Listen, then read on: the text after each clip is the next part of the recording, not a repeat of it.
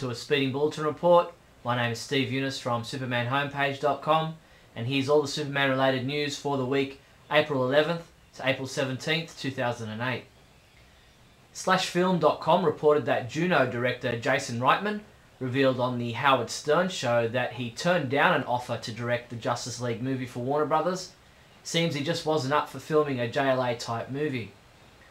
Speaking of which, a news.com.au report seemingly confirming that the JLA movie has found a home in Canada claims that Wonder Woman Megan Gale recently flew out of Australia to launch her acting career. It's worth noting that Canada's BC Film Commission does not yet have the film listed amongst its feature films in production. Stay tuned for more on that. Jeff East, who played young Clark Kent in Superman the movie, will be a special guest at the Conquest 39 convention at the Airport Hilton in Kansas City, Missouri from May 23rd to 25th. Pencil it into your diary if you live in the area.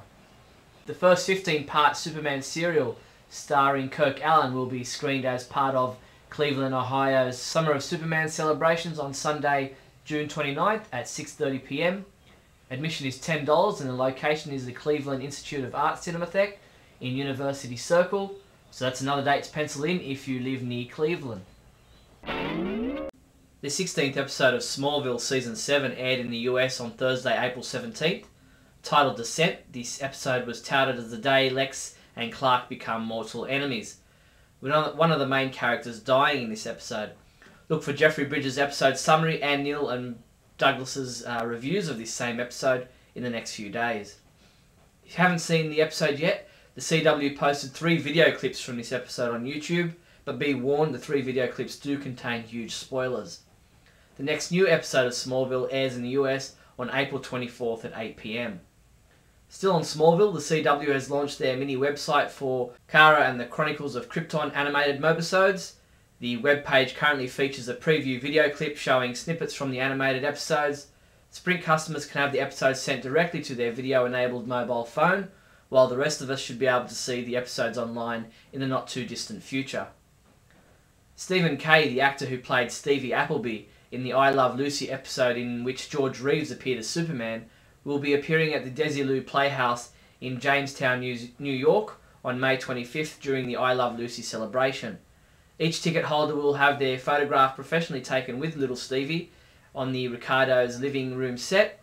After the photo opportunity, attendees will enjoy breakfast and a special screening of Lucy and Superman in the Tropicana room, followed by a question and answer session with Stephen as he shares memories of working on the set.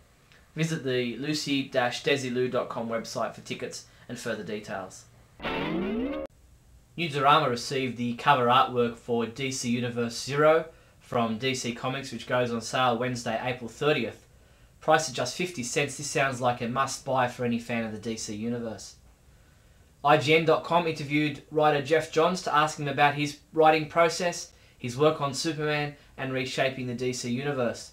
Of particular interest to Superman fans was the part where Jeff stated, "Clark Kent wasn't a loner, he had friends, and I think most of the friends he related to were other aliens in the Legion of Superheroes, other teenagers who could fly." DC Comics released their July solicitations this week, and we presented for you all the Superman-related comics and products which are scheduled to be released in July. Of particular note was issue number 50 of Superman Batman, which is an extra-size edition, and the release, finally, of Invasion and Millennium sagas from 1988.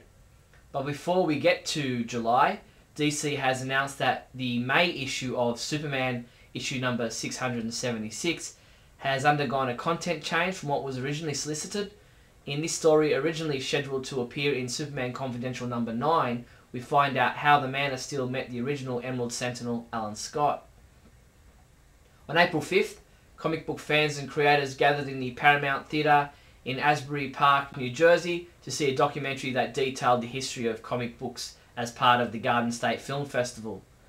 The movie, The Legends Behind Comic Books, was produced and hosted by Michael Uslan, and Superman homepage reporter Ralph Pinkerton was on hand to review the movie and report on the panel, where legends such as Greg Heidelbrandt, Joe Kubert, and Dennis O'Neil were on hand for a question and answer session.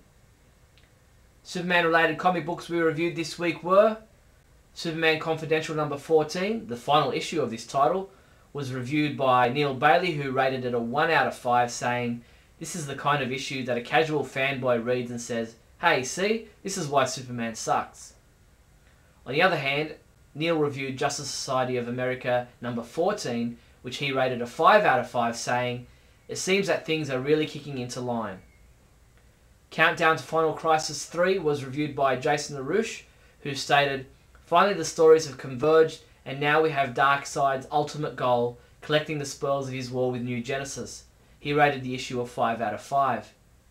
And James Lance once again stepped back in time to review the Superman Secret Afterlife story from Action Comics 492 from February of 1979, rating it a 3 out of 5. Okay, Superman comics shipping this week from April 16th, 2008 include Batman Strikes number 44, features Superman.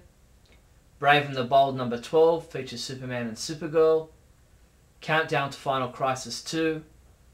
DC Wildstorm Dream War number 1, which is available in an alternate cover as well. Legion of Superheroes in the 31st Century number 13. Salvation Run number 6. Superman 675, which also has a alternate cover available. Tangent Superman's Reign number 2. And Showcase presents Legion of Superheroes Volume 2 trade paperback. Superman homepage reviewer James Lance continues reviewing story arcs from the 1940s Superman radio series. This week he examined the two-part story The Meteor of Kryptonite, which sees Clark Kent enlisting the help of Lois Lane and Perry White to save Superman.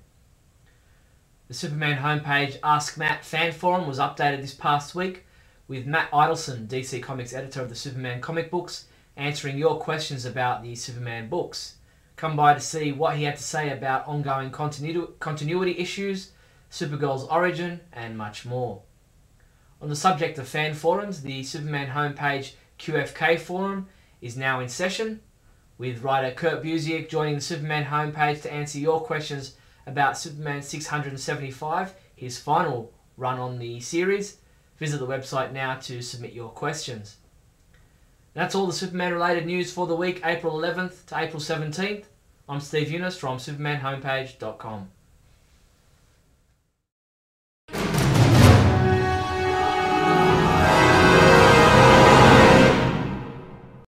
Hi, welcome to Bailey Planet. I have been pulling my hair out over the end of Countdown, and it seems like I've gotten pretty close to the nub, so I better make a Bailey Planet about it.